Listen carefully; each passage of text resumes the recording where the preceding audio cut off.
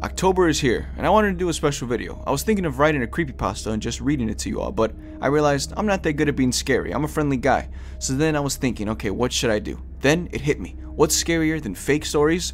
Real stories. Things that have happened to people that have made them be more cautious about living their everyday life. So as a little Halloween special, in this video I'm going to be telling you, in my best creepy voice, 5 true scary experiences, stories from my family. I'm going to keep their identities private for some of them though. If you have any experiences or encounters you would like to share, please write them down in the comments below. I would love to read them. Let's do it.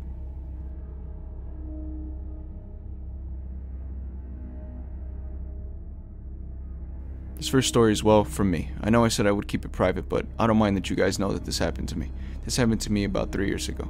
I was home alone one night, and it happened to be October, just to make things spookier. Anyway, I was home alone because my mom was working till 11 p.m. At that time. My brother was out with his friends. My father was also working a little later too. I had just finished my homework and I decided to watch TV. It was a Friday night, so I had no plans, just to chill and get ready for the weekend. I remember looking at the clock. This is important, and I will tell you why a little later. The clock read 7:02 p.m. Then I hear a knock at the door. It made me jump. It surprised me because it was so quiet in my house. I got up and slowly went downstairs. My house creaks a bit, so I had to be silent, so that whoever was at the door wouldn't hear me. I slowly made my way downstairs. I walked up to the door and looked through the peephole, and I saw nothing. I was relieved, but at the same time creeped out. I thought to myself, who could have knocked, and why? I called my mom and told her about the whole thing, and she told me just to be alert, and to call the cops if anything happens. I was taught to never open the doors, even if it's strangers, only to family. My mom came home and nothing happened. We went to sleep like normal. But then, the next day came. It was a Saturday. I just thought, why would someone knock? I brushed it off and went about my day. It was evening time and my mom and I were just home watching TV. Nothing crazy, just relaxing. But out of nowhere, we both hear. My mom and I both looked at each other. I was shocked. I turned to see the time, and it was exactly 7:02 p.m. Whoever this person was knocked at the same time on 2 different days at the same house. Now I was terrified. I was happy my mom was there with me. We both got up slowly and went downstairs. I looked through the peephole, and again, I saw nothing. This scared me. Nobody was there. We both stayed downstairs for about an hour to see if that person would come back. They never did. The next day came, and we heard nothing. Ever since that day, we have not heard it. Occasionally, I will look at the time, and when it reads 7:02 p.m., I will always remember this incident. I don't know why someone would do this. Was it a joke, or just some weird coincidence?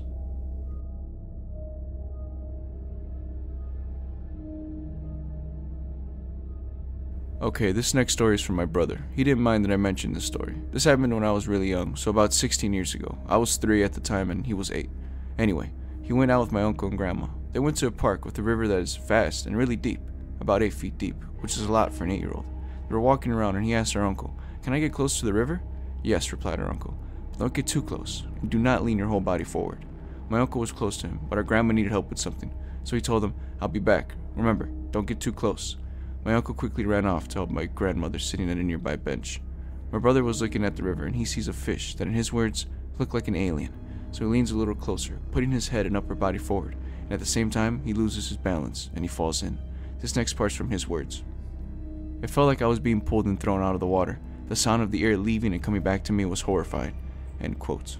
The current of the water was pushing my brother quickly down the river. Our uncle, seeing this, ran to the river and jumped in, grabbing my brother by the back of the collar of his sweater. He then pulled himself and him back up. My brother was in shock. He was scared. He began to cry. We went back to that same river years later, and I've been there from time to time. It's a chilling reminder of what could have happened if our uncle didn't see him fall in, or he missed him when he tried grabbing him. Never let young kids get too close to a fast-moving river without you or a guardian present, because things happen fast.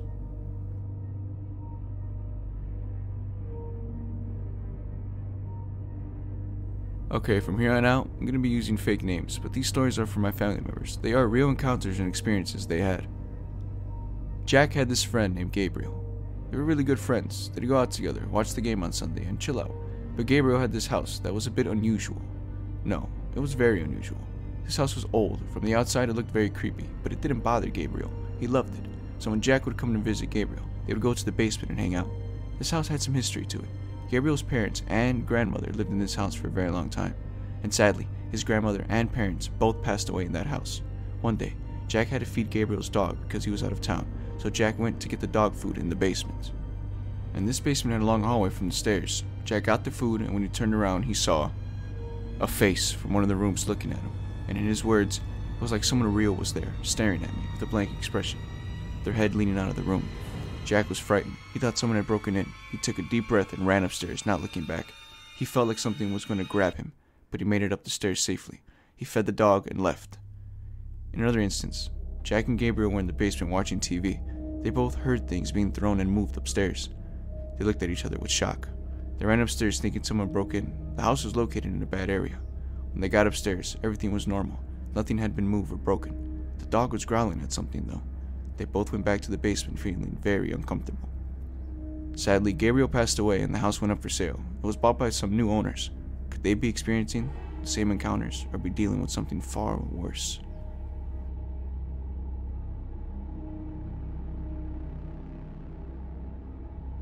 This happened a long time ago. David was about 16 years old. One day he went to the movie theater by himself like he normally does. He would go check out what was new, or rewatch some favorites.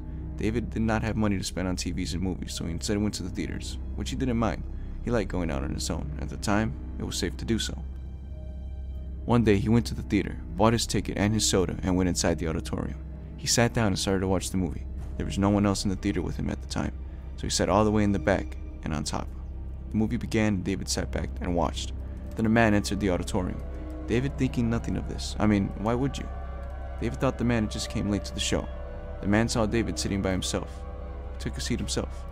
About 20 minutes went by, and the man got up and moved closer to David by a couple of rows. Again, another 20 or 30 minutes, the man got up again. But this time, he sat down in the same row as David. Still, no one in the theater with them, just them two. David was watching the movie, and he felt like he was being watched. He turned around to see the man just staring at him from the end of the seating row. David quickly turned his head straight and started to feel very uncomfortable. The man got up again and sat 4 seats away from David. That's when David's heart started to race. The man just kept looking at David, but David did his best to try to ignore him. But David couldn't handle it anymore. He got up and decided to leave. The man just staring at him from his seat as he follows David's movement as he exited the auditorium. But before David left, he had to use the bathroom since he did not drive at the time, and the walk to his house was about 25 minutes, so he had to go. Now regretting his decision on buying the large soda, David went to the bathroom, used it, washed his hands, but right before he was about to leave, he saw the man waiting for him in the hallway. David went back to the bathroom without the man noticing. He went back to one of the stalls, closed it, locked the door, and stood on top of the toilet. He waited for a while, counting to 1,000 in his head. He slowly made his way back to the exit of the bathroom. He didn't see the man, so David quickly left the theater and ran home. Since that day, David stopped going to the theater or anywhere else alone. And that's it. Thank you for watching. Please use these experiences and encounters as warnings. The world is a beautiful place, but that does not mean darkness does not roam it. Check out some of my other videos, like and subscribe. Also, thank you for the support I've been receiving. It really does mean a lot to me. Have a safe and happy Halloween. I'll see you in the next one. Peace.